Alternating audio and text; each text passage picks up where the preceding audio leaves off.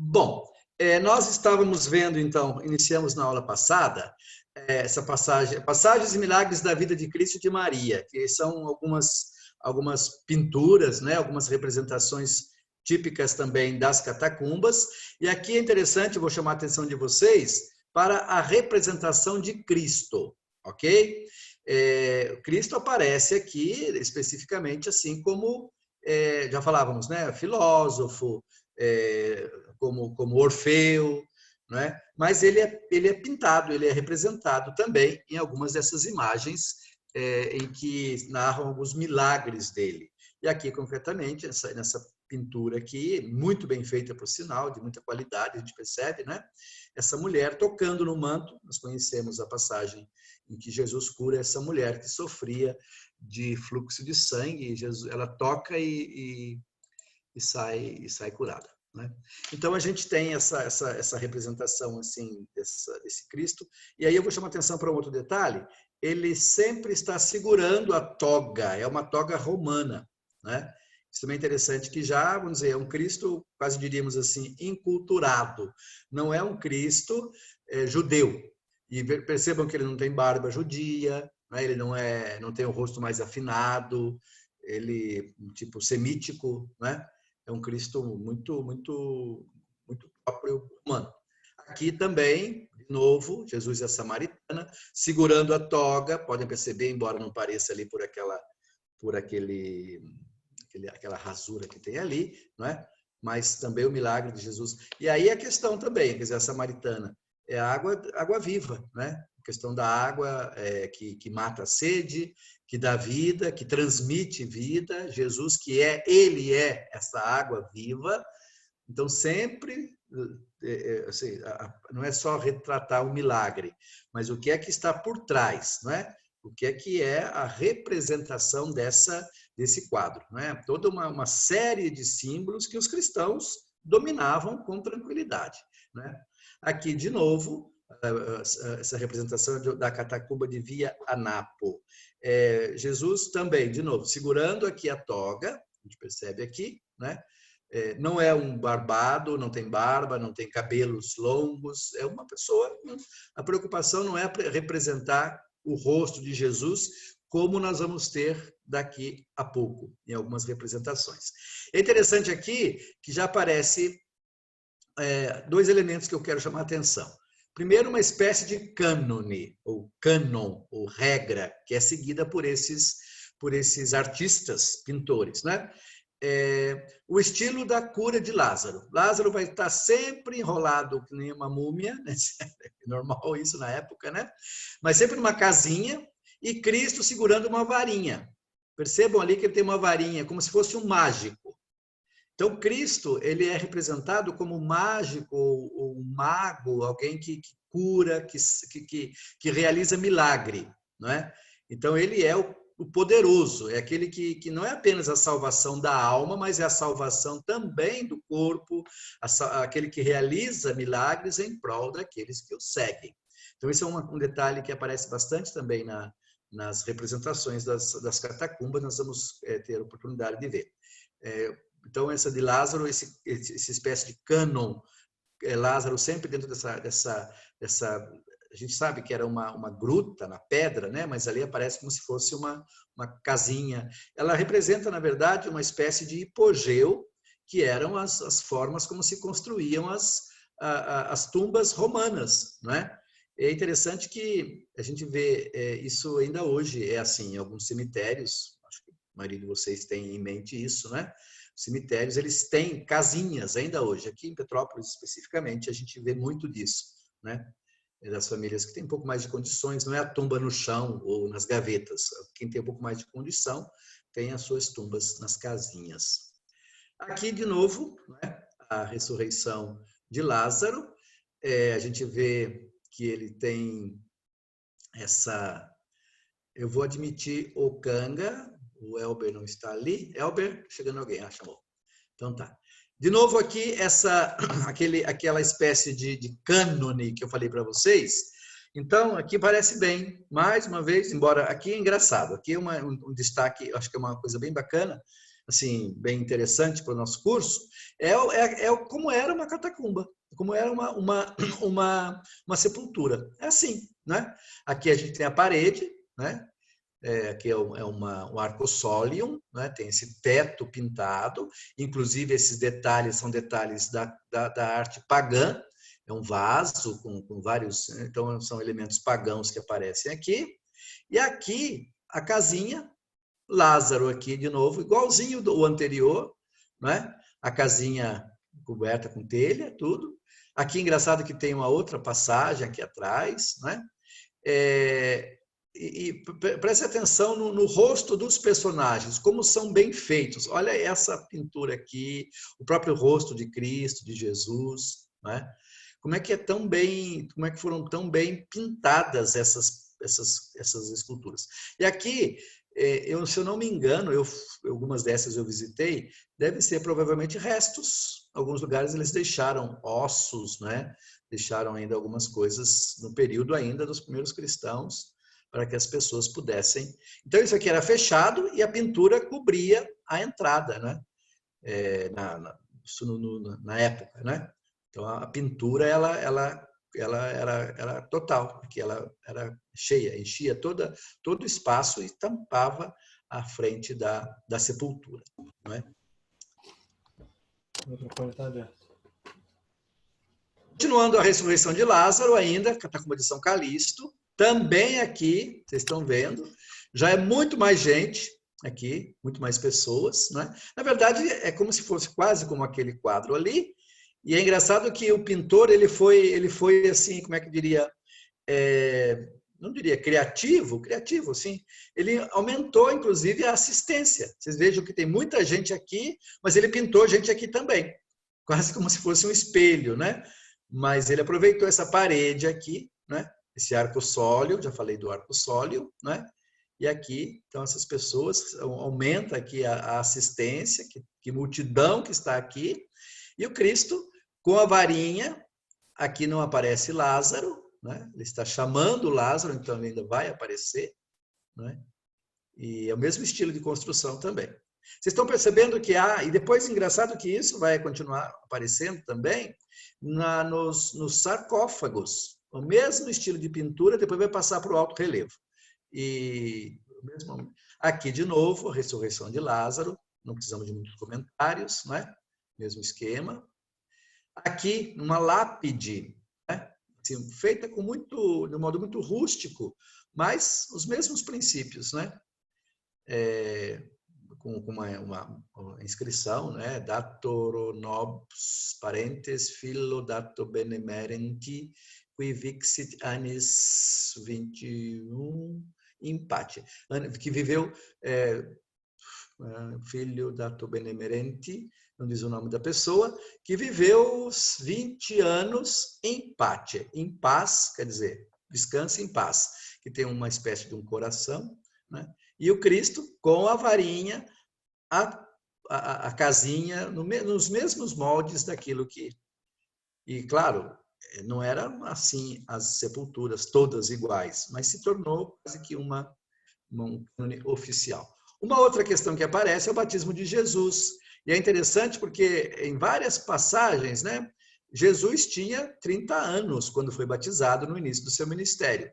Talvez um pouco menos até hoje pela exegese, pela história, não é necessariamente não 30, mas talvez um pouquinho menos.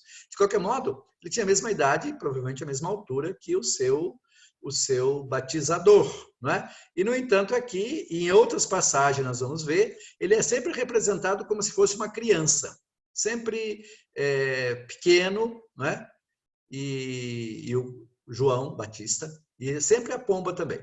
Então, também é uma espécie de cânone. E aí a questão do batismo, já falávamos aqui, a importância do batismo como elemento simbólico de nascimento para a nova vida, é quase que, diríamos assim, quase que para lembrar para quem fosse ali rezar pelo falecido, lembrar a ele que aquela alma, ela recebeu o batismo, e assim como Jesus foi acolhido pelo Pai, ele seguiu a Jesus, e aquela passagem do batismo de Jesus que diz, né? Este é o meu filho amado, no qual eu coloquei toda a minha complacência, escutai-o, etc., né? Então, é como se a pessoa dissesse, eu segui os ensinamentos de Jesus, né? Fui batizado como ele, e através do batismo me tornei um seguidor de Jesus, e por isso terei o acesso a mesma vida de Jesus. Então, essa possibilidade de esperança, essa certeza da ressurreição, da salvação, do consolo, não é? E consolo, claro, mais do que para o morto, para os vivos que fossem visitar uma vez ou outra. Já falei que as catacumbas não eram frequentadas direto, mas que nem os nossos cemitérios, ninguém vai para o cemitério todo dia, né? De vez em quando visitar os entes queridos. Aqui, de novo, Cristo, embora não apareça a pessoa, mas a gente vê, é uma pessoa maior que está aqui, e Cristo como criança, né? Aqui também a pomba, meio estragadinha por causa das rachaduras, mas é a representação dos raios do Espírito que descem sobre Jesus. Alguns autores, alguns estudiosos, né, analisam isso como sendo a representação da alma de Cristo, é a alma cristã, de qualquer pessoa que ainda é inocente, não é? Quando ela é batizada, ela não é uma alma, através do batismo, né? Ela se torna uma pessoa, ou melhor, ela assume essa inocência cristã, essa inocência de uma vida pura, e por aí vai, né? E o batismo, a gente acredita, ele realiza isso em quem é batizado, né? Aqui uma representação interessante, né? Madonna, Nossa Senhora, com o profeta Isaías ou Balaão. Os dois, na verdade, esse quadro é a mais antiga representação de Maria, né? Está na catacumba de Priscila e é de inícios do século III, entre 220 e 230, ainda em tempos de perseguição. Essa pintura ela tem algo bem interessante, porque se a gente for procurar no livro dos Números, 24, versículo 17, ali Balaão ele tem várias maldições contra Israel, mas vai ter uma bênção no final, em que ele fala de Jacó, que vai... É mais ou menos aquela mesma que fala de Isaías, também por isso não se tem muita certeza se é Isaías ou Balaão, que fala da estrela de Jacó que vai brilhar, que vai anunciar, da cepa vai nascer um ramo e do ramo vai nascer a esperança. Então sempre aqui seria a estrela, provavelmente Balaão, a gente vai ver depois em outras passagens, no sarcófago também tem isso, Balaão, Nossa Senhora, o menino, e ele anunciando, ou melhor, mostrando a estrela que brilha, né? É a mais antiga representação de Maria, né? Tem uma outra representação que eu não trouxe aqui, acho que não vai aparecer, em que tem uma mulher de um lado, vestida de branco, segurando uma criança, e no centro uma orante. Alguns autores dizem que ali é Maria também. Provavelmente não, porque se fosse Maria, ela não estaria na lateral. Tem uma orante na lateral, no centro, Maria estaria no centro, não é? Provavelmente seja uma outra personagem, mas aqui concretamente é Maria que é considerada. Aqui trouxe essa imagem para a gente ver aqui também esse cânone, que aos poucos ele vai se solidificando, vai se tornando algo comum. Nós temos uma imagem muito ruinzinha aqui da adoração dos magos, né? Então, temos os 3 reis magos, Maria sentada com a criança, a gente não consegue ver muito bem, mas é isso, né? E aqui, essa representação é de um mosaico bizantino, eu coloquei 5º século, provavelmente 450, né? Em que os magos, eles são representados mais ou menos como esses 3 aqui, né? Percebam que eles têm essa inclinação.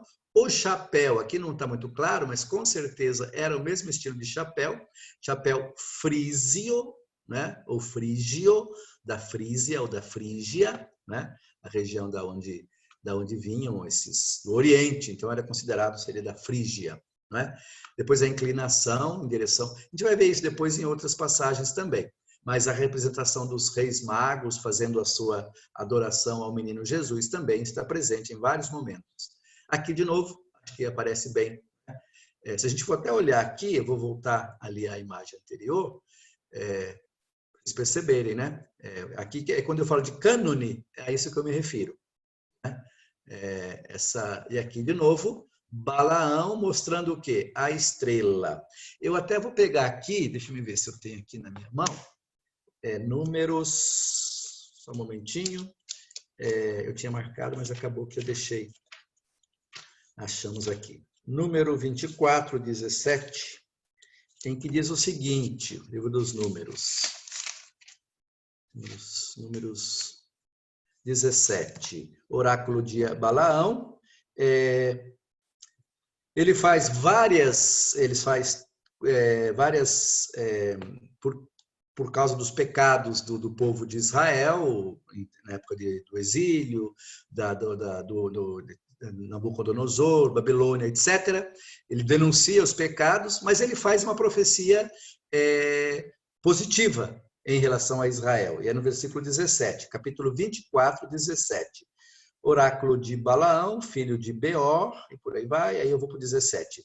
Vejo-a, mas não é agora. Contemplo-a, mas não está perto. Uma estrela avança de Jacó. Um cetro se levanta de Israel. E por aí vai. Então, e aí ele vai se referir justamente, vai falar dessa pessoa que vai triunfar, um dominador sairá de Jacó, e por aí vai. Então, a gente lê na literatura, e os padres da igreja e vários outros autores interpretaram sempre essa passagem de Balaão, referindo-se à estrela que guiou os magos e o nascimento de Jesus. E aqui também, então, a gente tem esses três personagens, o tipo de chapéu deles também é o mesmo, né? Esses detalhes. Aqui é uma lápide de Severa, Severa in Deo vivas. Severa é a pessoa, né, falecida. Severa, viva em Deus, né? Esteja viva em Deus, viva em Deus. Aqui é interessante, Madonna com dois magos, né? E aí a gente se pergunta, mas por que dois? Qual é o problema? Onde é que está o terceiro? O artista aqui, ele foi criativo, ele falou, bastam dois magos, não cabia um terceiro, né? Ou alguns até estudaram e viram, eventualmente, se ele colocou um terceiro ali por trás, mas não parece, né? Ele simplesmente quis ter uma simetria na pintura que ele estava fazendo, né? Chama a atenção também isso. São magos por causa do chapéu deles, típico, os dons, a Madonna, Nossa Senhora, sentada, muito bem feita, a imagem muito, né?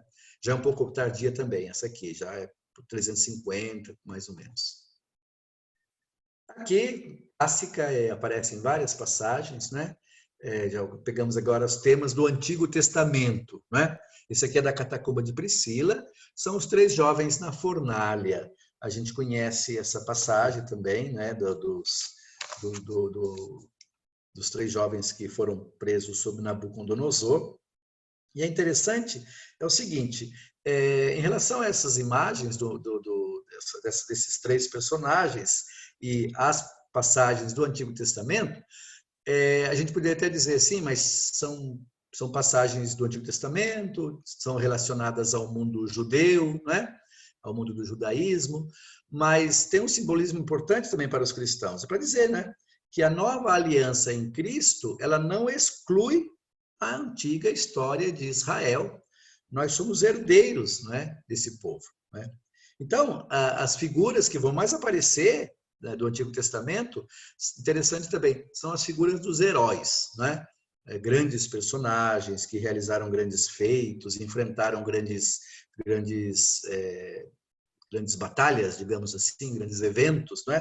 Por exemplo, Noé, e foram salvos, né? Enfrentaram, venceram, foram salvos. Noé vai aparecer muito, Jonas, o sacrifício de Isaac também, Daniel na cova dos leões, e aí, no caso concreto, esses três jovens na fornalha, né? Que são representações muito típicas de salvação, de intercessão divina, né? De novo, o espírito muito forte dessa dessas pinturas, e eu retomo aqui aquilo que desde o início eu vinha falando sobre a arte funerária, é a esperança, é a certeza de que, como dizia o texto anterior ali de Severa, certeza de que em Deus nós vivemos. Em Deus nós temos a nossa força, nós temos a nossa vida, né? Seja a vida do batismo, através da água da regeneração, seja a vida libertando das chamas. E aqui eu chamo a atenção para esses personagens. Eles são jovens, né? E o chapéu, opa, voltando, não é ainda a hora. Esse chapéu deles também é chapéu frígio, chapéu da região ali da Babilônia, de Nabucodonosor. Então, eles sempre vão ser representados com esse estilo de roupa, né? Esse tipo de um calção aqui, uma calçola, uma camisona por cima, né? E o chapéu. Esses 3 personagens vão ser sempre representados desse modo, né? Essa passagem do livro de Daniel, né? Daniel, no capítulo 3, né? Esses jovens que eram funcionários do rei Nabucodonosor, eles se recusaram a prostrar-se por terra e adorar a estátua de ouro do rei, né?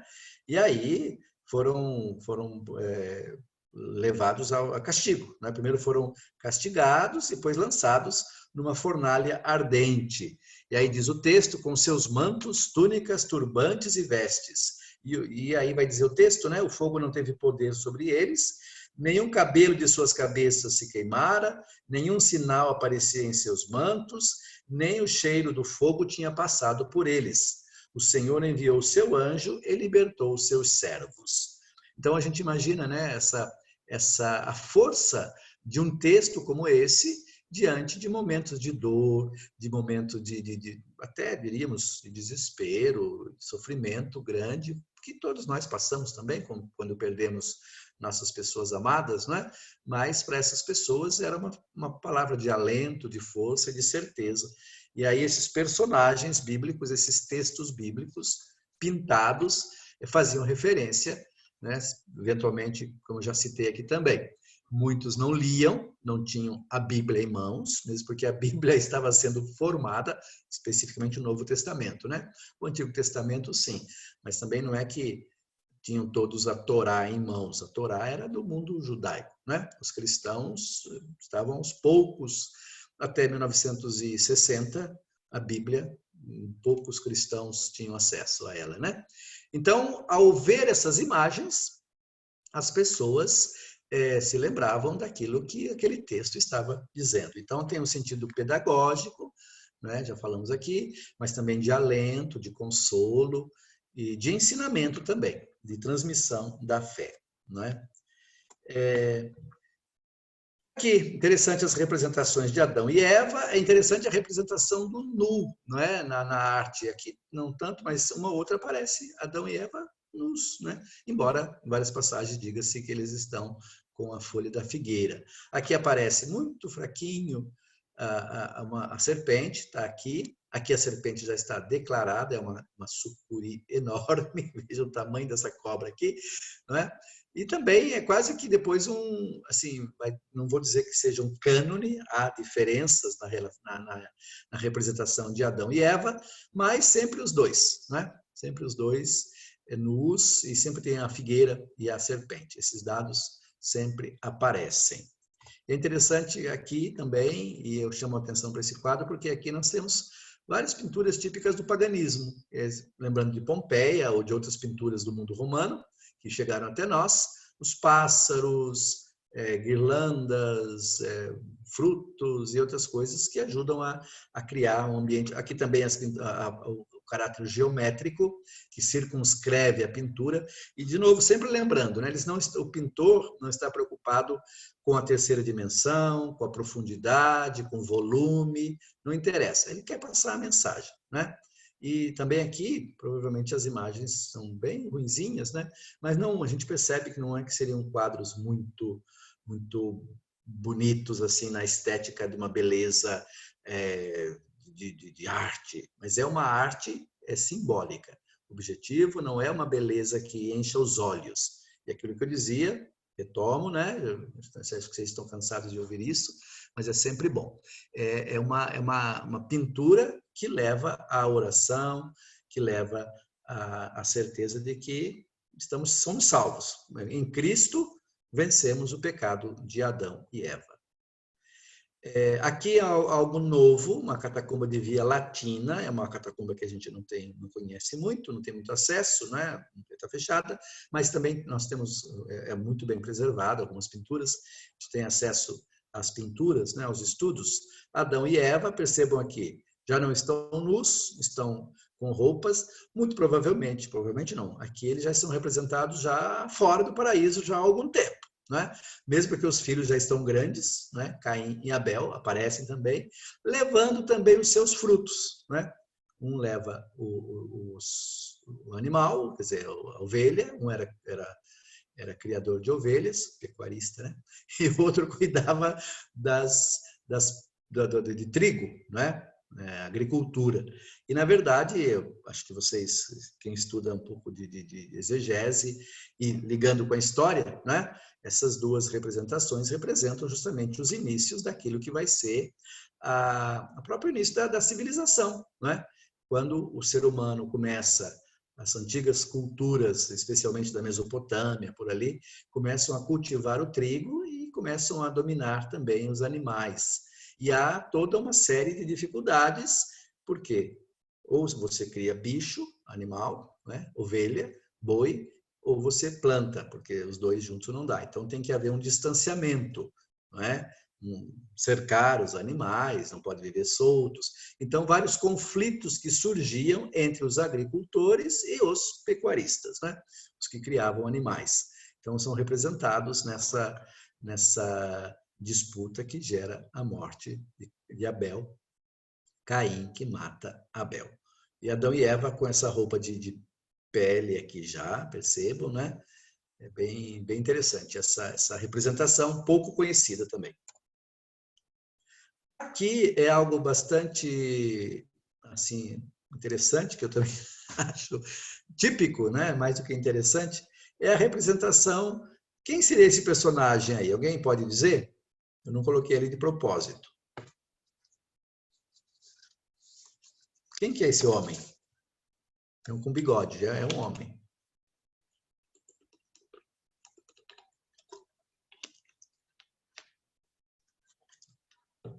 Vamos lá? Quem dá um lance aí? Noé? Noé dentro da sua arca. Imaginem que arca que acharam ali, né? Noé na arca. E é interessante porque já falei de Noé, onde é um dos personagens do Antigo Testamento que vai ser sempre representado, e ele é também outro personagem, outro elemento, sempre característico, quem que é? É a pomba com o ramo de oliveira. Né? É interessante que Noé vai aparecer em vários momentos dentro dessa arca. Né? Uma arca, uma coisa assim, típica, né? Muito própria desse tipo de pintura, mesmo porque num espaço como esse não dava para fazer uma arca como se imaginava que fosse. Fosse muito pequenininha, não ia dar para ter uma ideia. O importante aqui, de novo, chama a atenção. O importante não é vamos dizer, a representação pictórica, quase diria realista. Não é isso. O importante é o símbolo. O importante é a mensagem. Não é? De novo, aqui é até interessante porque aparece aqui uma certa perspectiva, uma caixa, não é? Que dá uma sensação de profundidade. Tem até uma água aqui, não é? Mas já tem uma base um pouco, mas ainda se insere naquele contexto das pinturas típicas desse período aqui, do segundo, terceiro século. Não é? Então, Noé também é esse personagem. Aqui, de novo, né? Isso aqui já é um pouco mais posterior, já é uma pintura bem mais elaborada. Na verdade, isso aqui foi aberto, essa catacumba de Domitila, ela foi aberta em 2017. Né? Foram restauradas várias. Eu falei para vocês aqui que várias dessas catacumbas ainda estão fechadas, várias delas estão ainda em processo de restauração, né? Então, essa aí, por sorte, abriram e trouxeram coisas belíssimas, e uma das figuras é de Noé, vestido como romano, estão vendo ali de toga, não é? Noé é uma pessoa idosa, não é? E também essas pinturas aqui, que são pinturas típicas do mundo da decoração musiva pagã, né? E o estilo também de geometria, ocupando aquele espaço específico, dá um efeito assim muito interessante. E Noé dentro da sua arca, dentro da sua caixa, né? Onde ele salvou a si e aos seus e aos animais, né? O sacrifício de Isaac, infelizmente bem ruinzinho essa aqui, mas vai aparecer em outras representações, né? Também Isaac, acho que vocês sabem, né? Deus pede a Abraão que sacrifique seu filho único, naquele em que ele havia posto todas as suas esperanças, que ia ser o pai de uma grande nação. E Isaac, ele simplesmente não duvida. Vamos lá, vamos levar, vamos. E aí, no momento em que ele vai sacrificar o filho, está aqui o fogo preparado, lenha, etc. Um anjo quase que segura as mãos e não aparece aqui, mas provavelmente tinha um anjo. Diz Isaac, não faça isso, né? O Senhor provou a sua fidelidade. E aí, então também, de novo, é um herói, de um certo modo, filho que está prestes a perder a vida e é salvo no último minuto. Representa a salvação, de novo, a partir de Deus. Aqui um personagem típico do Antigo Testamento é Moisés, também uma espécie de toga romana, e que também tem a varinha. Então a varinha não é um atributo único de Jesus, mas de outros personagens também aparecem, né? Tocando a água, uma passagem do livro do Êxodo, para brotar a água. Tocando a rocha para brotar a água para matar a sede. Essa aqui é tipicamente uma visão batismal, a água da vida, não é? Mas, ao mesmo tempo, Moisés também é o Cristo. É Cristo que dá. O Cristo é o novo Moisés. Assim como Moisés é o grande patriarca da antiga aliança, em Cristo nós temos a nova aliança. Então, Moisés e Jesus ali, Jesus Cristo, são personagens. E aqui essa pintura foi feito um desenho sobre ela, né? A pintura não estava muito boa, então fizeram um desenho e aí esse desenho é o que aparece. Ela é impressionante, ela é bem diferente das outras, né? O estilo dela. Sim. Na verdade, tem sombra. Ao fazer, não, mas veja bem, isso ali não é a pintura, entendeu?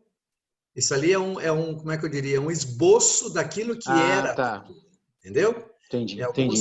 Vão aparecer outros ali que eu vou chamar atenção para isso já. O pessoal faz tipo um riscado, porque às vezes a pintura está tão ruim, tão mal, em mau estado, né? Mas ao fazer esse desenho se tira a ideia daquilo que é o original da pintura. Perfeito. Né? Mas ela tem todos os detalhes típicos. É mais ou menos isso aqui, né? Claro que não dessa cor, né? Na catacumba. A gente vai chegar ali, vamos ver outros daqui a pouco. Aqui Moisés de novo, estão vendo aqui, tirando água da pedra, né? E alguém bebendo essa água. Inclusive aqui o Johann Miller, um alemão, provavelmente passou por aqui e deixou a sua assinatura, tem outras assinaturas embaixo. Essas catacumbas têm muita coisa que contam histórias, né? Também. Não temos muito o que dizer aqui. É interessante essa representação aqui de Sansão expulsa, vence os filisteus, né? Usando o quê? Como é que chama esse negócio aqui? De uma acha, palavra também, você pode usar essa palavra, acha, de asno, não é? Uma mandíbula de asno. Acho que vocês lembram dessa passagem, não é? De Sansão, né? Os filisteus correndo, e ele com essa acha, ele vence os filisteus. É um símbolo bastante interessante, porque, primeiro, Sansão é aquele que é o abençoado de Deus, é um herói, né? Mas o herói que usa um elemento muito simples, ele usa de meios comuns para obter a vitória. Ou seja, ele não usa de armas poderosas, potentes. Ele, na verdade, o que ele tem mesmo é a força de Deus, né? Então, essa acha, esse elemento tão simples, é o elemento do qual ele se utiliza para vencer os seus inimigos. De certo modo, aqui a passagem dizendo também que as pessoas, quando se tem fé, quando se acredita, quando se vive aquilo no que se acredita, né, tudo é possível. E aqui também, lembrando aqui embaixo, são os restos da catacumba, né, da sepultura da pessoa. Muito mal isso aqui, mas eu trouxe para a gente ter uma ideia também, a orante, né? Desculpa, a orante. É Susana, assediada pelos velhos, mas como uma orante, né? Ela também é a passagem, de novo, nesse sentido de uma heroína, digamos assim. Uma mulher, acho que vocês conhecem também a passagem, né? Os homens assediaram Susana, e ela, chamada Casta Susana, ela se negou, e então tem essa passagem do Antigo Testamento, né? Ela vence, se protege-se, né? Mantém a sua integridade, a sua vida ética, mas os homens, eles depois vão ser condenados, mas de novo, é Deus que toma partido dos fracos, Deus que toma partido daqueles que buscam viver uma vida honesta, uma vida ética, né? E aqui aparece ela também como orante, como nós já vimos em outras pinturas. Está muito mal, não dá para a gente fazer muito comentário sobre o estilo, né? Aqui, interessante, é Daniel na Cova dos Leões, nem precisa dizer muito, né? E Daniel, que o próprio nome já está escrito, alguém escreveu aqui, provavelmente não foi o pintor, isso aqui deve ser algo posterior, porque os cristãos já tinham conhecimento, já tinham ideia daquilo que era representado, não é? E aqui aparece o nu também. Vemos o Daniel aqui sem roupa nenhuma, não era um problema para os cristãos, não é? Interessante porque o nu no Império, no mundo romano, greco-romano, era algo muito natural. Aos poucos, a ética judeu-cristã, não só os cristãos, mas também os judeus, eles vão acentuando esse aspecto que, à medida que vão passando os anos, os séculos, isso vai se tornando cada vez mais comum, essa questão da pecaminosidade do sexo, a repressão da sexualidade de um modo muito forte, a pecaminosidade especificamente desse aspecto, né? Mas, a princípio, não é um problema, como nós podemos ver. Aliás, é bom lembrar, Daniel, vocês acho que sabem da história, né? Não sei se eu precisaria destacar isso, mas a gente tem Daniel que foi colocado na cova com os leões e rezando, orando, por isso as mãos em oração. Os leões não tocaram nele, ele simplesmente saiu vivo da toca dos leões, né? As passagens aqui, isso aqui é algo que eu trouxe também já para a gente fazer uma passagem para um mundo já posterior. Aqui a gente já tem essa pintura, ela está no Museu do Bardo, acho que vocês se lembram, é um museu que está lá na Tunísia, não é? E isso aqui não é uma pintura, desculpa, isso aqui é um mosaico, não é? Baseado justamente, quer dizer, vendo aquela pintura, a gente vê que o mesmo estilo, com os braços abertos, os leões do lado, não é? E ela chama a atenção porque é um mosaico com várias já representações musivas muito bem elaboradas. A gente já tem aqui alguns princípios daquilo que será mais tarde a arte bizantina. Por que eu digo isso? Porque a região do norte da África, isso aqui já é algo tardio, né? Não é uma pintura, provavelmente do século século V, VI, por volta de 400, 500, né? Ou até mais tardio, porque é uma região que foi dominada pelos bizantinos, né? Primeiro os bárbaros vêm, aí Bizâncio com Justiniano retoma, então tem muita influência de Bizâncio no norte da África, nessa região da Tunísia especificamente, Argélia, não é? E aí a gente tem então essa pintura de Daniel, depois a gente vai ver outras também, em que mostra já alguns princípios de uma arte que vai depois ser muito forte nos mosaicos em Bizâncio. Aqui, de novo, Daniel na Cova dos Leões, mesmo estilo. Percebam aquilo que eu disse, uma outra catacumba de Jordani, pouco conhecida também. No entanto, o estilo é o mesmo. Então, é, de certo modo, um cânone que vai se impondo. Aqui, um outro ciclo muito forte de pinturas também que aparece nas catacumbas é o chamado ciclo de Jonas. Por que a gente chama de ciclo? Porque não é só um fato. Tipo Daniel na cova dos leões, e Daniel dos leões e acabou. Ninguém representa Daniel sendo jogado, ninguém representa Daniel sendo retirado da cova, não tem isso. Com Jonas tem toda uma história, tem todas cenas, a gente vai ver depois nos sarcófagos, né? Que vão sendo representados e que tiveram vamos dizer assim, foram muito buscados, né? Houve um interesse muito grande das pinturas nas catacumbas, das pessoas nas catacumbas, na representação de Jonas. É uma representação batismal, né? Por quê? Porque representa esse homem que, pelas águas, ele se salva, ele se redime, né? Acho que vocês se lembram da passagem. Jonas, ele é um profeta, é chamado por Deus para pregar, ele não quer ir, ele resiste, mas acaba assumindo, né? E vai pregar ao povo de Nínive, e acaba que as pessoas se convertem, todos são salvos.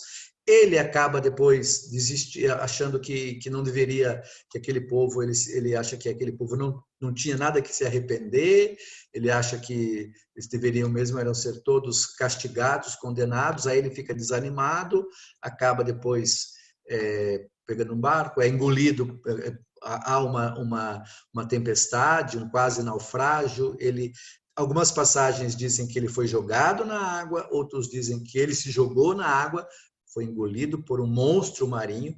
Nós chamamos de baleia, mas a leitura original é um monstro marinho, né? A gente vai ver que em várias passagens esse monstro é muito bem representado. E depois depois de 3 dias, ele é jogado na areia, jogado de volta às margens, né? Vivo. E ali, desacursoado, ele se deita embaixo de uma árvore. Alguns chamam essa árvore de sicômoro, outros, na Bíblia que eu consultei aqui, chamam de mamoneiro, mamona, uma árvore de mamona. Também é outro dado que muda também, né? E ali tem várias questões ali. Ele adormece, vem o sol, um animal, um verme vem, come aquela árvore, o sol vem e ele desanima com o sol quente, e aí termina ele reclamando a Deus do sol, e aí Deus fala para ele: você reclama tanto desse sol quente e você ainda queria que eu matasse todas aquelas pessoas da cidade de Nínive. Então, que grosso modo é essa a história de Jonas, não precisamos aprofundar muito.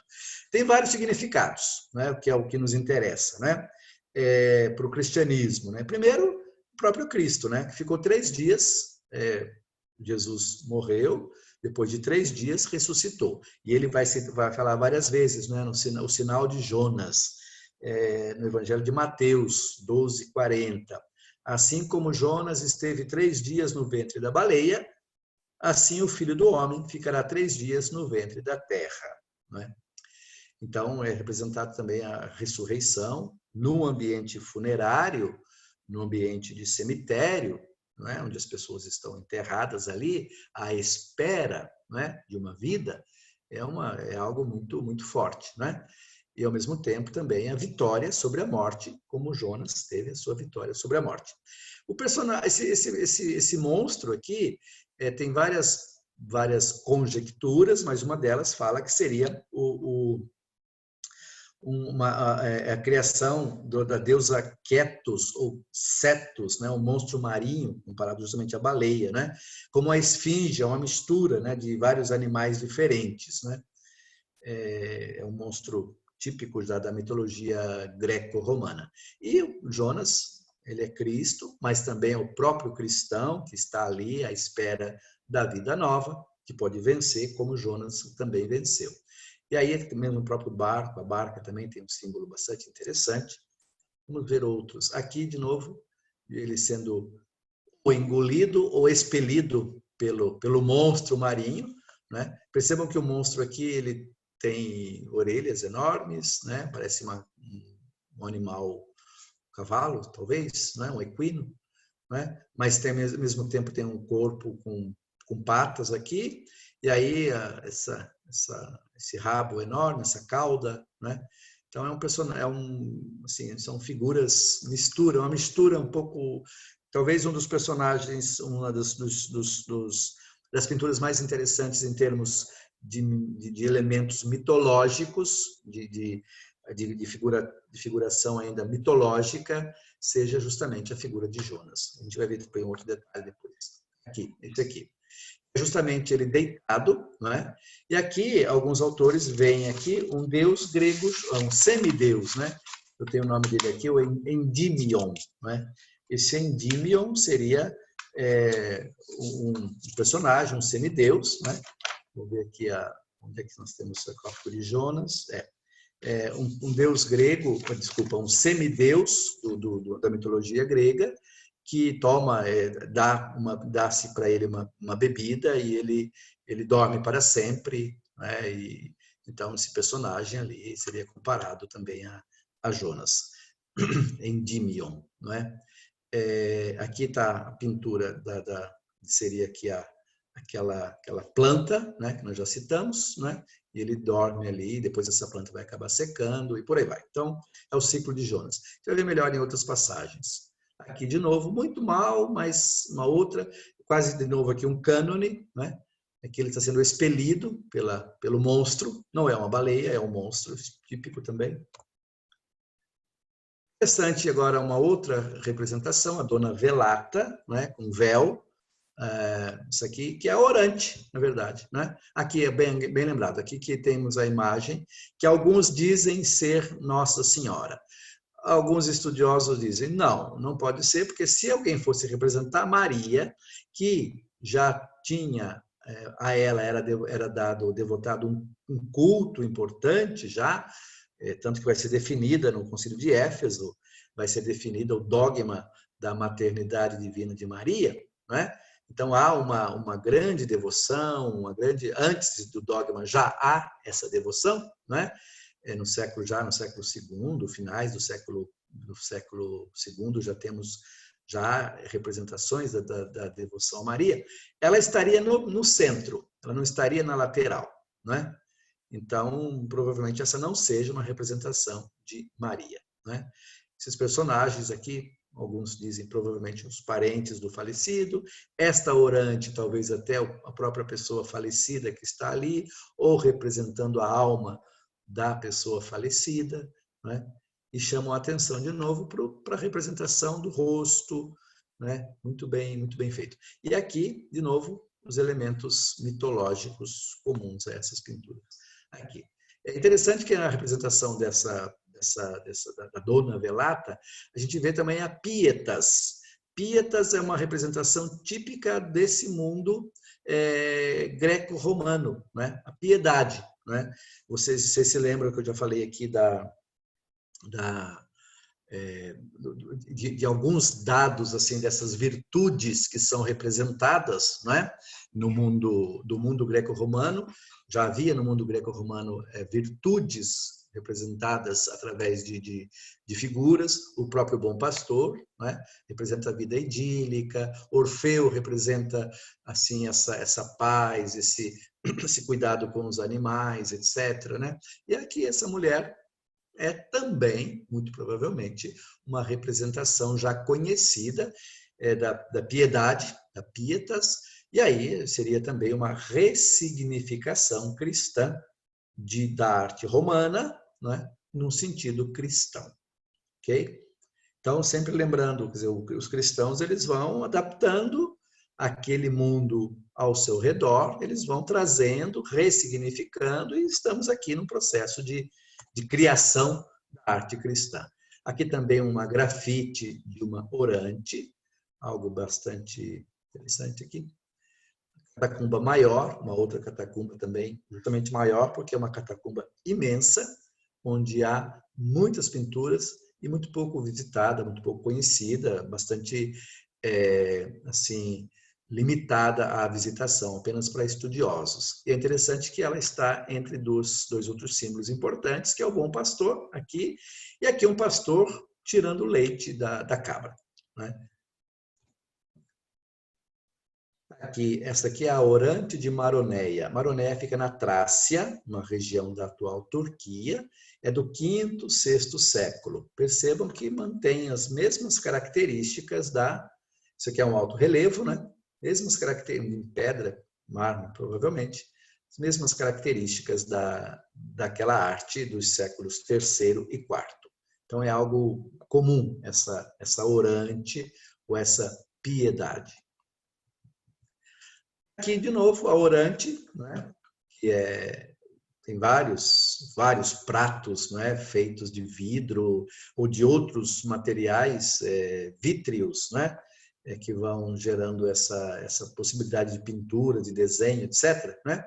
E aqui é interessante porque nós temos Pedro, então Petrus, acompanhem aqui, Maria e Paulus. Né? É um prato romano dourado do século IV, 300, anos 300. Pedro, Maria e Paulo. Pedro, Paulo e Maria. Né? Representação de Nossa Senhora, aquilo que eu dizia, né? As aves também aparecem com um simbolismo muito forte, a fênix, catacumba de Domitila, né? Aquela ave que morre, dela pode ser queimada e depois ressurge das cinzas. Então, de novo, ressurreição, esperança, vida, imortalidade. É uma ave, um animal que também está presente na mitologia, né? E os cristãos assumem nas catacumbas também a fênix se faz presente. Aqui a pomba da paz, não precisamos falar muito sobre ela. Aqui de novo a pomba da paz também, né? Não saberia dizer, está escrito aqui em cima, não, infelizmente eu corto o texto, in pace vixit, viveu em paz. Aqui o PX, né? Christos, o Kyro, né? Nós já falamos sobre ele, e a pomba da paz. Aqui outra representação interessante, eu já vou passar para frente aqui porque tem um outro elemento, é justo aqui, vamos voltar ali. São o pavão. O pavão é símbolo também da imortalidade. Disse que a sua carne ela não apodrece, né? Tem estudos sobre isso, etc. Mas claro que apodrece também, né? Mas na época havia essa ideia de que é uma imortal, não morre. Também tem uma porção de outros elementos positivos e negativos relacionados ao pavão. Também ele tem, vou passar para o próximo aqui, né? Ele tem esse sentido também da vaidade, da cauda, né? É vaidoso, ele não é humilde, então isso também. Mas, por outro lado, tem esse aspecto da imortalidade, da vida que se renova. E aqui nós temos, então, essa representação bem interessante, que, como eu falei, em várias culturas o pavão tem vários significados, tá? No cristianismo significa imortalidade, mas também no cristianismo pode significar vaidade. Fica olhando para a própria cauda, fica voltado intimisticamente à própria beleza, então também pode ser um elemento negativo. Mas nas catacumbas o sinal é positivo.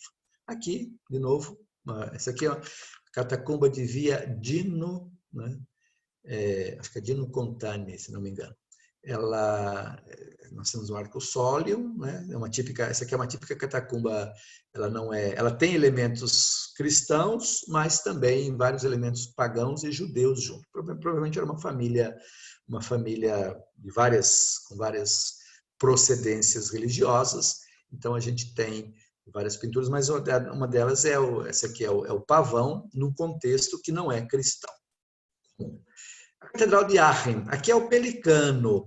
Vejam bem, eu não encontrei nenhuma representação do pelicano nas catacumbas, embora vários autores disseram que encontrei autores que dizem que tem, sim, não é? Mas não encontrei nenhuma imagem. Né? A gente procura também, nem sempre acha, muitas não estão disponíveis. Aqui, Catedral de Aachen, na Alemanha, Aquisgrana, onde era a sede de Carlos Magno. Tem aqui um típico símbolo que também, como eu disse, também está nas catacumbas. Quem que é o pelicano? O pelicano ele tira sangue do próprio peito, ele fere o peito para alimentar as suas crias, né? Não tendo alimento, ele tira o sangue e a cria, os seus filhotes se alimentam. Então é a representação do próprio Cristo, que nos dá o seu sangue como verdadeira bebida para nos alimentar, para nos dar a vida. Isso também é uma coisa bem bem clara. Uma coletânea de símbolos. Achei interessante também trazer, rapidamente vou falar aqui para a gente passar à frente. Então, algumas catacumbas têm, boa parte delas, no teto. Eles fazem assim um pupurri de símbolos, podemos dizer aqui. Por exemplo, aqui, além de todos esses símbolos típicos do mundo pagão, né, da decoração pagã, né, tem aves, tem vasos, guirlandas, flores, frutos, cestos, etc. Tem os símbolos cristãos. Aqui nós temos essa orante, aqui nós vamos ter Jonas, né? Não se esqueça, agora já sabe que esse aqui é Jonas, né? Deitado embaixo do pé de mamona. Aqui é Moisés, que tira a água da pedra, e aqui Adão e Eva, e aqui no meio o bom pastor, né? Então são todos símbolos, cada um dentro da sua riqueza simbólica, com os vários significados, que alguém chegando lá, olhando, sabia exatamente do que se tratava. Aqui também, mesmo estilo, o bom pastor no centro. Aqui nós seriam 4 orantes. Provavelmente aqui também é uma orante. Temos aqui, outra aqui, outra aqui. Então aqui. E cada uma de um modo distinto, né? Cada uma. E depois, interessante, o que chama atenção aqui é que o ciclo de Jonas aqui está completo. Não temos completo porque falta um quadrado. Mas aqui é Jonas jogado na água, provavelmente aqui engolido pela baleia, aqui a baleia o cospe, e aqui ele está refletindo sobre a vida embaixo da árvore que Deus fez brotar para fazer sombra para ele, né? E aqui os personagens também, provavelmente a representação de pessoas ali. Eu trouxe esse quadro aqui, que é uma lápide, né, da Itália, de fins do terceiro século, imaginem vocês, 280, 290, ainda em tempos de perseguição, é de terracota, né, na cidade de Velletri, na Itália, e que aparecem vários símbolos aqui, né? Por isso que eu falei de coletânea de símbolos. Então, em vários lugares, é quase que seria aqui já um sarcófago, né? O bom pastor, né? Aqui um personagem sentado, também como uma espécie de pastor, tem ovelhas aqui ao seu lado, né? A orante, provavelmente a pessoa falecida, representada no centro. Aqui, Daniel na Cova dos Leões, vocês lembrem bem como é que ele foi representado, estão vendo aqui, né? O ciclo de Jonas, Jonas aqui tem um barco, né? Aqui é Jonas sendo expelido pela baleia e Jonas embaixo da árvore. Lembrem que a árvore é do mesmo jeito, uma espécie de pérgola, não é? Aqui, e Jonas deitado aqui. Aqui nós temos um personagem lendo um livro, um rolo, um filósofo, não sabemos muito bem quem é esse personagem. Aqui a multiplicação dos pães, né? Os cestos, estão vendo aqui os cestos, né? Aqui, não precisa dizer, Adão e Eva. E aqui vocês já sabem quem é, dentro desse quadrado aqui, essa caixa, uma pombinha aqui. É o nosso querido Noé, né? Então é uma coletânea de símbolos que aparecem aqui. Aqui, de novo, coletânea de símbolos, o Cristo como Orfeu, já falávamos disso. Moisés tira a água da pedra, Daniel na Cova dos Leões, Cristo ressuscita Lázaro. E aqui, interessante, é Davi com a funda. Davi está com aquela funda que vai matar Golias. E no mais, são figuras idílicas do campo, animais pastando, a vida gostosa do campo, não é? que também era um tema muito comum desse mundo. Eu coloquei aqui do outro lado para parecer melhor. Então, Cristo ressuscita Lázaro, vejam bem, a escadinha, a varinha mágica e o estilo da sepultura. Aqui, Davi com a sua funda, né? E no mais, nós já vimos.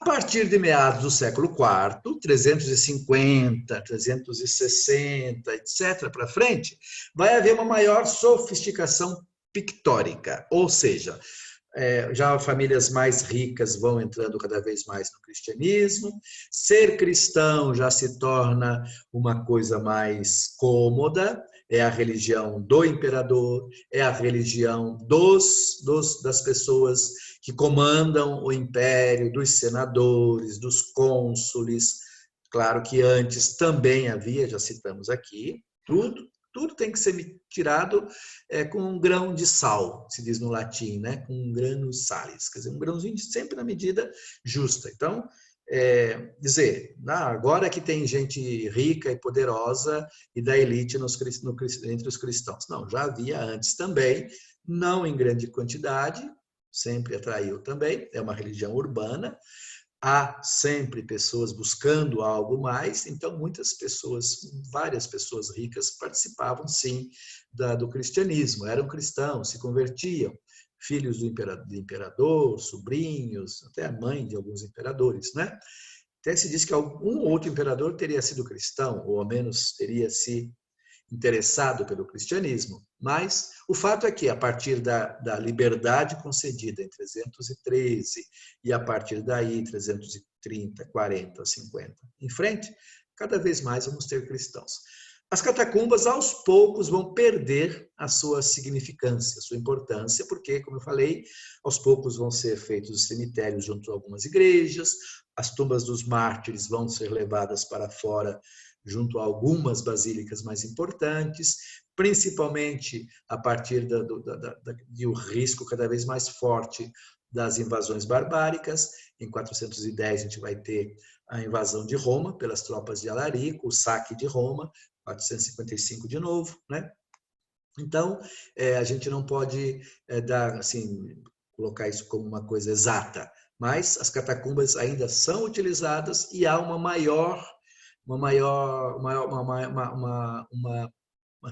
trabalho mais intenso em termos, inclusive, de um apuro técnico. Como a gente pode ver aqui, por exemplo, né? Essa orante.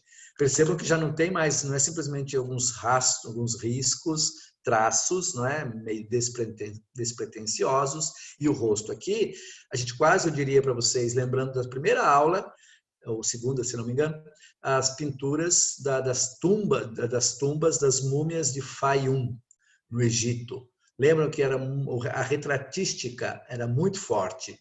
Aqui a gente pode quase dizer que é uma representação, e essa criança também, né? Então tem um aspecto aqui bastante elaborado, né, de pintura. Inclusive o PX aqui presente, muito forte, né?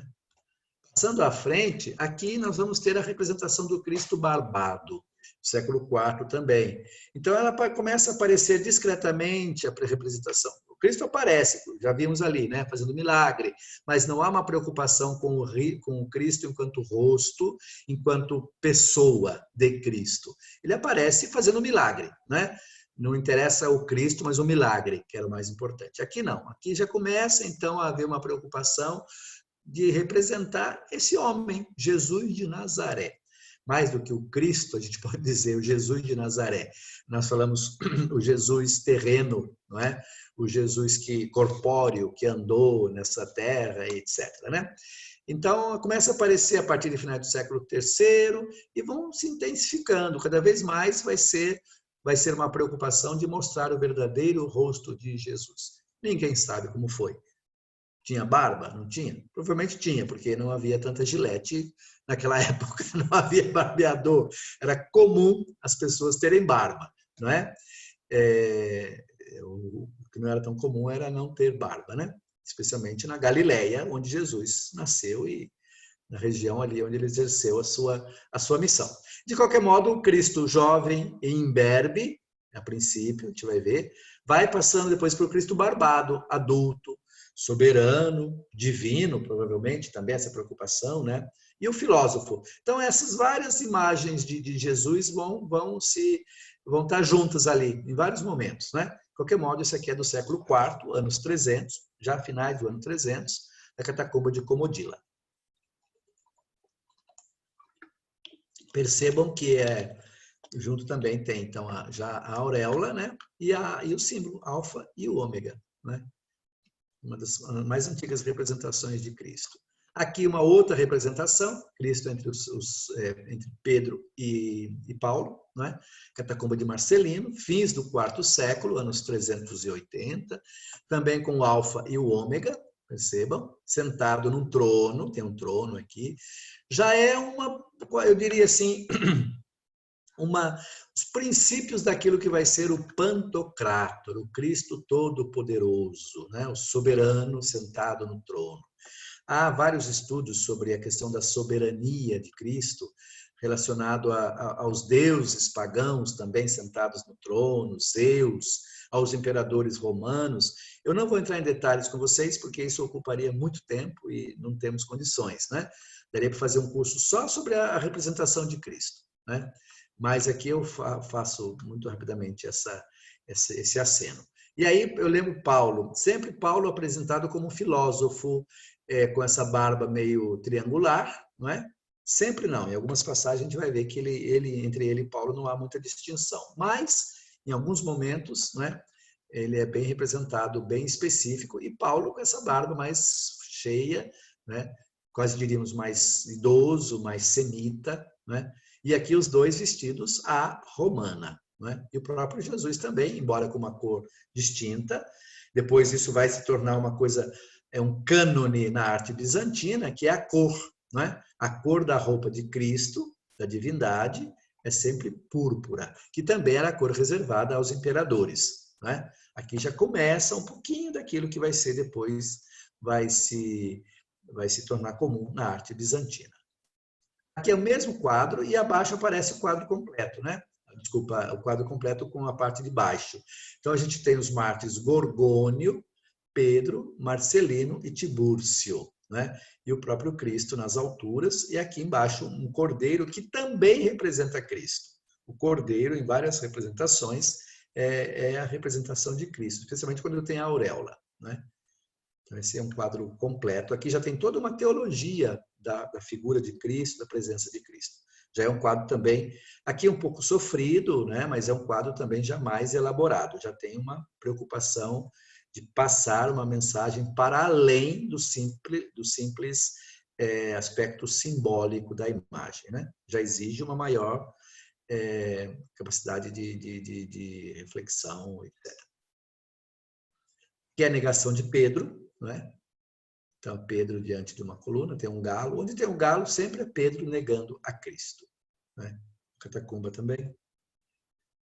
Aqui, catacumba de Comodila, de novo, Pedro e Paulo. Paulo, Pedro, de novo a barba de Paulo, a barba de Pedro, segurando o rolo, os rolos, né? E Cristo também. E é interessante que ele está sentado sobre o mundo, sobre o globo. Já é uma espécie, de novo, de um Pantocrátor. É um pré daquilo que seria o Pantocrátor, não é? E a gente tem segurando o livro, né? Livro da lei, né? Olhando fixo para frente, a auréola bastante forte, bem destacada, dos três personagens, né? E esse globo aqui chama a atenção, porque não é um trono, ele está sentado sobre o mundo, né? É aquele que domina o mundo, todo-poderoso, por isso, Pantocrátor. Aqui, essa catacumba aqui é de Comodila também, metade do século VII, imaginem vocês, 650, mais ou menos. A gente encontra essa pintura. É um afresco de catacumba, mas eu já diria que já tem um estilo quase bizantino, né? É Lucas segurando essa bolsa, que seria um atributo do médico, provavelmente levando remédio, ungüentos, né? Lucas, e o estilo romano, né? Onde vê o pé dele lateral e reto, e de um certo modo esse rosto bem hierático, reto para frente, plano, representa, já faz uma representação daquilo que vão ser depois as representações da arte bizantina. E eu acho que um elemento bastante interessante da arte bizantina é isso aqui, né? É uma passagem. Também é da catacumba de Comodila, metade do século VI, por volta de 550, é a tumba de Turtura, né? Turtura é essa personagem aqui, né? E aí a Virgem sentada num trono belíssimo, vejam que esse trono já tem aqui uma certa perspectiva, né? O trono não parece, mas seria uma representação de pedras preciosas, trono de mármore, a criança no seu trono, no seu colo também, com uma roupa bonita, com uma auréola, ela também com uma auréola, rosto muito bem representado, né? Uma matrona romana, né? ladeada, o trono de ouro, os santos Félix e Adalto, né? E a própria tortura. A inscrição no afresco vai dizer o seguinte, tem uma inscrição que diz aqui embaixo, a gente vê um restinho da inscrição, o feito a pedido do filho, que diz, seu nome é Tortura ou Tórtora, e fostes efetivamente uma verdadeira tórtora. Tórtora é pomba em italiano, né? Então é uma pomba provavelmente referindo-se à pomba da paz, né? Para mim esse quadro aqui é já um prenúncio, já está dentro daquilo que vai ser o bizantino. Entre 550 nós temos aqui, então a arte bizantina já está em desenvolvimento. Lá em Bizâncio, Santa Sofia e outras que já estão sendo construídas, e aqui uma catacumba que tem esse aspecto típico bizantino. Tá? Rapidamente vamos falar dos sarcófagos cristãos. Não vou aprofundar muito, mas dizer, os sarcófagos eles surgem já no mundo. Nós temos aqui uma urna cinerária etrusca, né, para guardar cinzas, né? Mas tem um típico já traz uma tipologia de um sarcófago daqueles que nós vamos ver. Tem uma tampa, né, com esse personagem, e aqui ele traz relatos muito provavelmente relacionados à vida daquele personagem. Isso em 300 a.C. Então, a gente vai ter também depois ainda com relação aos etruscos essa tumba magnífica de Cerveteri, na Itália, na região ali, subindo de Roma em direção a questão dos etruscos, a Etrúria, nós chamamos essa região de Etrúria, é onde está a região de Florença, Siena, ali para cima, Arezzo, Pisa, não é? Subindo toda a Itália central ali. Ali a gente encontra, inclusive próximo ao mar também, encontram-se muitas tumbas, eu já citei isso, mas só retomo, não é? E através das tumbas é que a gente tem assim, um pouco daquilo que era a arte desse povo, né? Então esse aqui é um sarcófago dos esposos, marido e mulher, não é? E os romanos, então, eles retomam depois isso, e os sarcófagos, essa herança romana que vai ser trazida do mundo etrusco, são verdadeiras obras de arte. Nós não vamos ver sarcófagos romanos, vamos ver cristãos, né? Mas, à medida que o tempo vai avançando, os cristãos também vão construindo sarcófagos. Sarcófago, a etimologia vem de sarx, né? Sarx significa carne, e fago, alimentar, não é? Então, daí é lugar onde a carne é comida, onde se alimenta de carne. Quem se alimenta? Os vermes, né? É o lugar onde a carne é comida. E a gente tem alguns, já a partir de 220, a gente vai ter sarcófagos cristãos. Alguns mais simples, mas alguns muito bem elaborados, né? E nos ajudam a entender, então, essa passagem do mundo do imaginário cristão, de um cristianismo perseguido, para um cristianismo que, aos poucos, começa a penetrar nesse mundo romano. E alguns dados são importantes em relação aos sarcófagos. Primeiro, um sarcófago, ele precisava de todo um aparato técnico para ser feito. Pessoas que fizessem esse sarcófago. Então, havia necessidade de ter condições econômicas um pouco melhores, né? Não eram pessoas pobres, pessoas simples que conseguiam fazer sarcófagos. Então, de novo, temos cristãos que têm mais poder aquisitivo, algumas famílias ricas, inclusive nobres romanos que mandam fazer os seus sarcófagos, alguns de uma qualidade excelente, outros mais simples. A maioria dos fabricantes de sarcófagos estava no norte da Itália e alguns na França. Inclusive são artesãos, artistas que fazem sarcófagos pagãos para os romanos, e também a eles são encomendados sarcófagos cristãos. E aí, muitas vezes, a gente vai ver dados pagãos com uma cara cristã ali nesses sarcófagos, não é? Nos séculos IV, V e VI, os cristãos vão seguir o estilo próprio, como eu falei, dos sarcófagos romanos, né? A gente vai ter ali elementos clássicos pagãos, como vimos também nas catacumbas.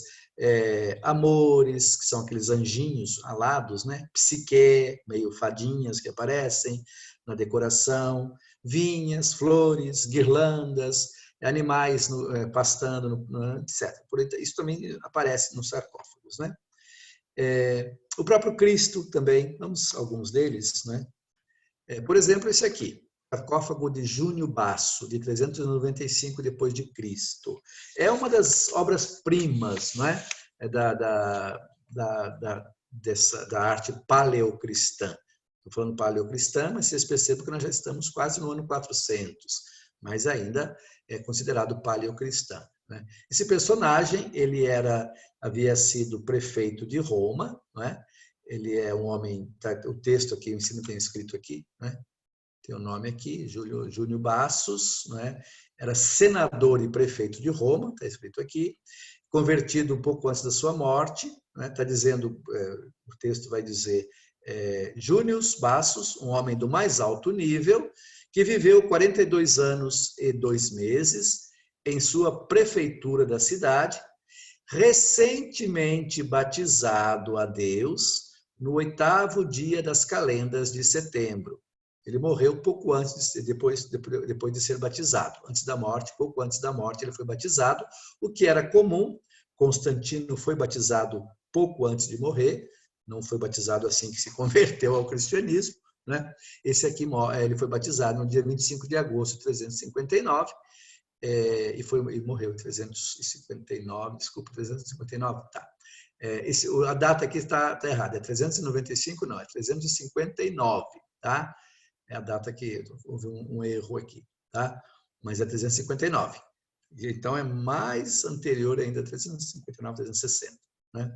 É uma das peças mais interessantes que nós temos, né, em relevo da arte cristã, ou paleocristã. Aqui a gente tem uma obra, olhando especificamente, são 2 frisos, isso aqui chama friso, tá? Tem alguns sarcófagos de um friso só, dividido em nichos colunares, são colunas, vejam bem, né? E essas colunas, cada uma delas narra algum aspecto da vida de Cristo, né? Ou de alguns heróis também. Aqui nós temos quem? É o sacrifício de Isaac, né? E as figuras são muito bem feitas, por isso que é uma obra de arte, né? Típica. Né? Sacrifício de Isaac, todos aqueles elementos, o pai que segura a faca, aparece aqui um personagem, provavelmente o anjo, o animal que depois vem, o fogo. Aqui é a prisão de Pedro, né? Aqui é Cristo, interessante que Cristo ele está em cima de um personagem, né? Aqui, né? Na verdade, esse personagem é um personagem conhecido do mundo pagão, é o Tellus, né? Que na verdade é o cosmos, né? Percebam que aqui é o mundo, então esse Tellus ou cosmos que segura o céu, para o céu não cair, né? E Jesus está acima do céu. E é um Jesus imberbe, é um Jesus adolescente, vejam bem. Está entregando para Pedro a lei, também então a entrega da lei, está sentado num trono, né? Essa outra passagem é Cristo preso, Jesus sendo levado preso, para quem? Levado preso a Herodes, né? Percebam aqui a água, né? E tem um personagem aqui atrás. Quem é esse personagem? Esse personagem, muito provavelmente, é a figura do imperador. Porque nos tribunais, os julgamentos, etc., as decisões mais importantes eram tomadas na presença de uma estátua do imperador. Então, provavelmente aqui esteja simbolizada a figura do imperador diante de Pôncio Pilatos também. Tá? Aqui, é importante dizer, é Jó. Né? É Jó sentado em cima do quê? Não sei se vocês lembram da passagem, sentado em cima do esterco. Né? No esterco, a esposa dele chorando, o sofrimento de Jó, que representa também o próprio Jó, ele também é uma imagem de Cristo. Né? O Jó que sofreu, mas foi fiel, foi paciente, enfrentou e venceu o sofrimento. Aqui Adão e Eva, típicos também, a serpente quebrada. E é interessante que Adão e Eva, eles têm uma representação do trigo aqui atrás, lembrando quem? Abel, e Caim, representado pelo quê? temos uma ovelha. Muito mal aqui, mas temos uma ovelha aqui atrás. Cristo entrando em Jerusalém, né? A entrada de Jesus em Jerusalém. Aqui nós temos uma águia, então essa pintura, esse quadro, ele representa, de um certo modo, a entrada triunfal dos imperadores nas cidades, representada pela águia imperial. Aqui Daniel na cova dos leões, mais uma vez, só que Daniel está vestido, percebam aqui, né? O nu aqui já está descartado na figura de Daniel, já é um Daniel mais contido, né? Não está com os braços abertos, já perdeu aquela característica das catacumbas. E aqui, Paulo sendo levado preso. Eu não saberia dizer, é Paulo sendo levado para a prisão, né? Aqui é Pedro e aqui é Paulo sendo levado preso. Então são essas figuras. Agora é interessante aqui nesse quadro, né? Nesses quadros, primeiro é a riqueza de detalhes de cada um desses quadros. Depois tem algo muito próprio da pintura que aparece aqui, que os artistas chamam os entendidos de chiaro scuro, em italiano. Chiaro scuro quer dizer é a figura que salta clara do quadro, estão vendo aqui, do relevo, né?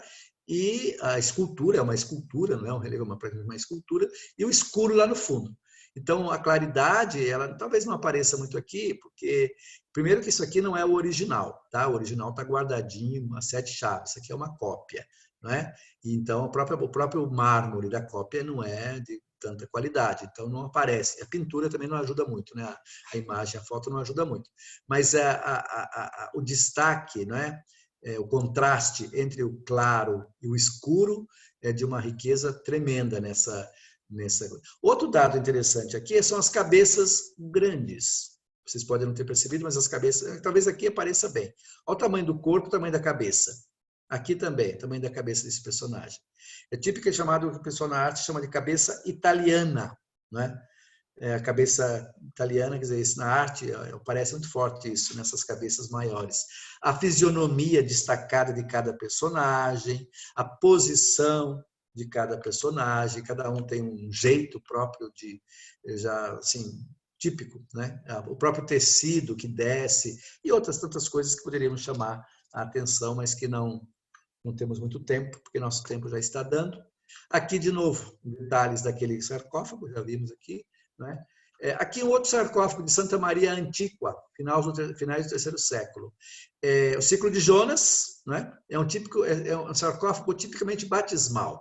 Lembram-se que eu falei de Jonas como também o símbolo do batismo, da vida nova, a regeneração vinda da água, a vida vinda da água. Jonas aqui, dormindo embaixo dessa árvore, né? O animal aqui, que vomitou, a baleia. Do outro lado, eu vou aqui para o batismo de Jesus. De novo, vejam Jesus criança, a pomba do Espírito Santo, né? E aqui, o bom pastor, a dona, uma mulher rezando, uma orante, e provavelmente isso aqui é o personagem, ele se representava às vezes o dono do sarcófago, o falecido, não é? Geralmente como um filósofo, uma pessoa da elite que tinha acesso à leitura, então é uma representação também típica desse período, não é? O dono do sarcófago, ok? Aqui, Adício Leges, eu trouxe esse sarcófago de Arles, na França, final do século IV, por um motivo interessante, que para mim é bem interessante, né, ao menos. Nós temos aqui 3 representações de Jesus, e 2 delas são distintas. Primeiro, Jesus está aqui, vamos pegar aqui primeiro, Jesus diante de Pilatos, Pilatos apresentando Jesus, ecce homo, lembra daquela passagem, né? Ecce homo. Jesus meio jovenzinho aqui, cabelo comprido, né? Contrastando com o cabelo curto desses personagens, né? Mas não tem barba. E aqui também, Cristo lavando os pés de Pedro, também sem barba, e Pedro dizendo, não, Senhor, não a mim, não lavar, ao invés de lavar o pé, me dá um banho inteiro, né? Então, aquela passagem da última ceia do lava-pés, Jesus aqui. E aqui o Cristo Todo-Poderoso, cabelo comprido e barba. Estão percebendo? Entrega a Pedro a lei. Traditio Legis, por isso. Aliás, Traditio Legis é o título de vários sarcófagos, onde Cristo está entregando a Pedro a lei. Percebam que aqui está no paraíso, são os rios que saem do paraíso, é o céu. Então, a representação de Cristo, o que eu quero dizer com isso ali? Por que eu trouxe esse sarcófago? É um sarcófago de friso único, não é? Colunas, separando também, percebam as colunas. Tem conchas, essas conchas são típica simbologia pagã, né? Mas, aliás, os personagens aqui também, putos tocando trombeta, aqui tem um, aqui tem outro.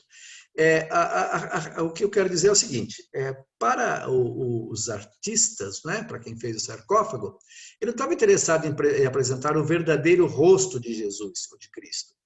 Queria apresentar o Cristo aqui, não precisa ser o barbado, o mesmo que está aqui é o mesmo que está aqui. O importante é o simbolismo que ele está querendo passar, né? Aqui é o símbolo de Jesus sendo julgado, et homo, Jesus lavando os pés, que serve, né? E aqui o Todo-Poderoso, o Cristo, assim como divino, né? Especificamente falando, o Cristo que tem todo o poder me foi dado sobre o céu e sobre a terra. Ok? Então, acho que tem um outro Traditio Legis aqui, né?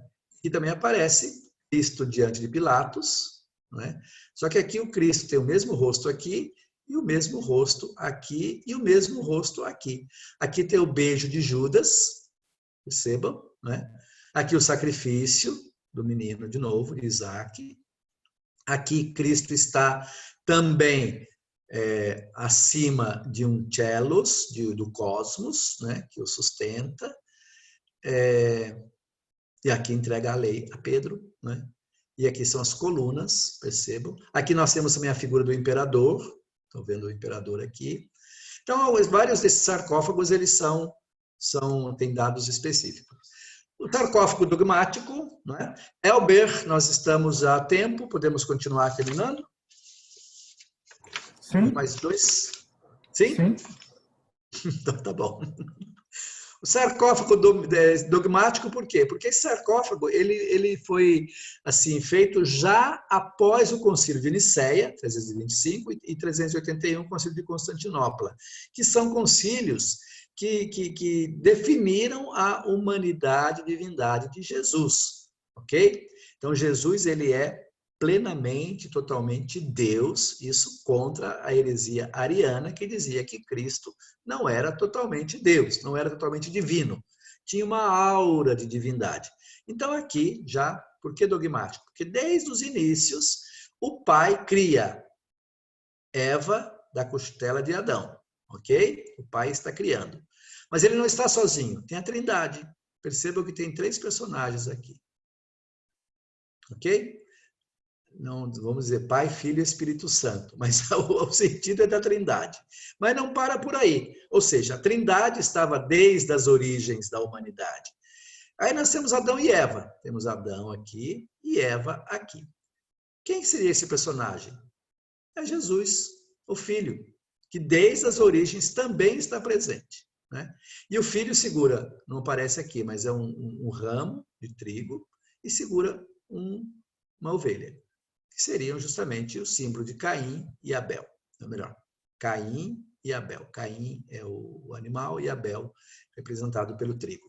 A serpente aqui, bem destacada, percebam, né? 2 putorrevos, né? 2 anjinhos aqui, também chamam amores, né?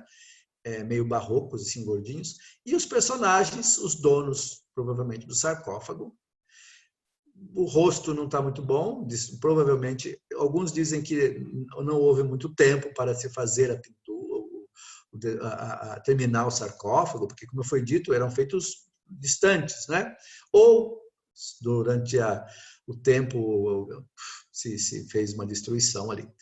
Outros detalhes aqui.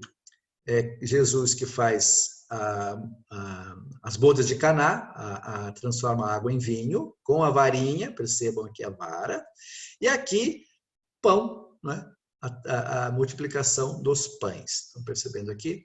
Aqui é o próprio Cristo e a mulher que beija, que pega que beija os seus pés. Aqui há uma dúvida se seria a mulher que ungiu os pés de Jesus, ou se seria a hemorroísa que ficou curada, porque não tem muita continuidade. Aqui, interessantíssimo, os 3 reis que vão em direção a Maria com o menino, e percebam, ela está sentada num trono, muito parecido com aquele lá das catacumbas, vocês se lembram? Os 3 com o gorro, vejam o gorro, e esse está apontando o dedo para uma estrela imaginária que não está aqui. Quem é esse personagem? Seria São José? Não. Provavelmente, aquilo que eu já citei, Balaão, né? Aquele que eu disse que é aquele que profetiza que uma estrela vai surgir em Jacó, dali vai nascer da cepa, vai renascer a esperança de Jacó, de Israel, do povo de Israel. Então, esses 3 personagens. Aqui, Jesus que cura um cego, Daniel na cova dos leões, e esse personagem entregando um cesto de pão. Quem que seria esse personagem? Vocês não vão saber, porque eu perguntei para um exegeta, ele não soube dizer por quê, porque é um personagem de um livro deuterocanônico, que conta a história de Daniel. Também existe de livros que seriam quase apócrifos, né? Fora dos livros canônicos, que narram histórias, textos de histórias. Então é Abacuque que entrega, que leva, foi pedido a Deus que levasse a Daniel um cesto de pão enquanto ele estava no meio dos leões. Então aqui é Abacuque levando um cesto de pão para... Então, dizer, os cristãos, eles usavam a Bíblia, usavam o Novo Testamento, o Antigo Testamento, mas também não tinham problema em usar apócrifos do Antigo ou do Novo Testamento. Um dos apócrifos do Novo Testamento é quando Pedro toca na rocha para fazer sair água para as pessoas que o acompanhavam. Isso também vai aparecer. Aqui tem um anjo, tem Pedro aqui, Pedro sendo preso pelos soldados, né? E aqui uma outra passagem que eu não saberia informar, porque eu não consigo ver direito aqui. Mas percebam a riqueza pictórica, simbólica desses sarcófagos, herança também do mundo das catacumbas. Aqui, o sarcófago de Jonas, de final do 3º século, já conhecemos bem, né? Jonas aqui, o barco, Jonas sendo jogado na água, o monstro muito bem representado aqui, até 2 vezes, o monstro que devolve Jonas dormindo, nu, né? Embaixo dessa árvore imensa aqui, né? E aqui outras representações. Aqui, primeiro, a prisão de Pedro. Aqui, aquela passagem do apócrifo de Pedro. Pedro que toca na pedra e faz surgir água. Aqui, Jesus que ressuscita Lázaro. De novo, aquela casinha triangular, a escadinha, estão vendo aqui. Né? O que mais que nós temos? Tem mais dois detalhes. Daniel na cova dos leões. Ok? Quem que é esse personagem aqui? Alguém que esteja vivo aí, por favor? Posso dizer para nós? Volta a história de Noé aí. Noé de novo. Noé nos acompanhou até aqui. Percebam que o mesmo estilo das catacumbas aparece aqui. Né? A pomba chegando. Né? E aqui um símbolo típico, o pescador, né? Das águas. Tem um caranguejo aqui, peixes, uma ave, provavelmente alguns veem aqui uma fênix, mas não se pode ter muita certeza. Mas o pescador também é um símbolo que aparece muito nessas representações. Né? Aqui o sarcófago do monograma de Cristo, catacumba de Domitila, 350. Também aqui é um sarcófago que fala da paixão e ressurreição.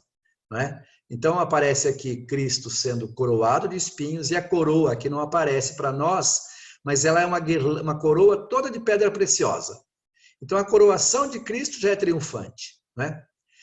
Outra questão, Cirineu que leva a cruz, leva com uma leveza, vocês percebam, não é uma cruz pesada, uma cruz quase insuportável. Né? Aqui, Cristo que vai sendo levado para o julgamento, e aqui, Pilatos que está pensando com a mão no queixo, o que é que ele vai fazer. Né? E aqui a ressurreição representada, uma cruz muito discreta, né? 2 pássaros bicando essa guirlanda, e aqui essa guirlanda, o Christos, o Kyro, simbolizando justamente a ressurreição de Jesus, enquanto os soldados estão aqui quase mortos, meio que apagados, né? Então é mais uma representação da paixão no sentido de triunfo, de vitória da vida, de Jesus, da vitória da vida sobre a morte. Coloquei essa aqui, a Hagia Sophia, para lembrar algumas representações de Cristo, e aí eu já estou me encaminhando para o final. Aqui nós já estamos em Bizâncio, né? Aqui já é o Cristo poderoso de Santa Sofia, o Pantocrator, que já é o estilo tipicamente bizantino, né? É o imperador de joelhos aos pés de Cristo, né? Então já é o Cristo aqui, é um céu todo de ouro, o trono ricamente ornado. Esse aqui são tecelas, né? Pedrinhas, então é mosaico. Aqui o Cristo, imaginem vocês o avanço na representação. É o século VI, né? É o Cristo, um Cristo soldado romano, tipo um legionário romano, que esmaga a cabeça do leão e da serpente. Leão e serpente simbolizam o mal, simbolizam as perseguições, os poderes deste mundo, né? Ele está com a cruz, uma cruz bem discreta, que começa a aparecer aqui no século VI, ela já estava presente, inclusive essa cruz aqui. Eu sou o caminho, a verdade e a vida, né? Então, uma representação muito forte do Cristo. E aqui, primeira representação de Cristo na cruz, né? Que nós temos, isso aqui é quase consenso entre todos os estudiosos, que a menos que apareçam outras, né? Mas no momento, essa é a representação original, a mais da porta original da igreja de Santa Sabina. Essa porta foi construída entre 430 e 432, de madeira, então é um Cristo na cruz, né? Então aquele Cristo em que não se representava o crucificado, e que são os dois ladrões, né? Então, vejam que não tem nem a cruz direito, não aparece especificamente a cruz, mas tem cravos aqui na mão, né? A própria cruz ela está bem escondida, mas é o crucificado que está aqui, inclusive com dois ladrões, né? Mas há aquela imagem do Cristo, aquele Cristo que era aquela imagem da cruz, que havia quase que o medo de ser representada, um receio, aos poucos vai se impondo. Aqui, a gente tem, então, já no século V, em marfim, é uma pequena tábua, né, uma representação da crucifixão. Tem um soldado, o Cristo crucificado, a rei dos judeus, está aqui Rex Iud, né, rei dos judeus, João, Maria e Judas enforcado aqui. Então já é uma representação total da pessoa de Jesus, do crucificado. Ok? Eu encerro por aqui, né? A gente aqui já chegamos às portas do mundo bizantino,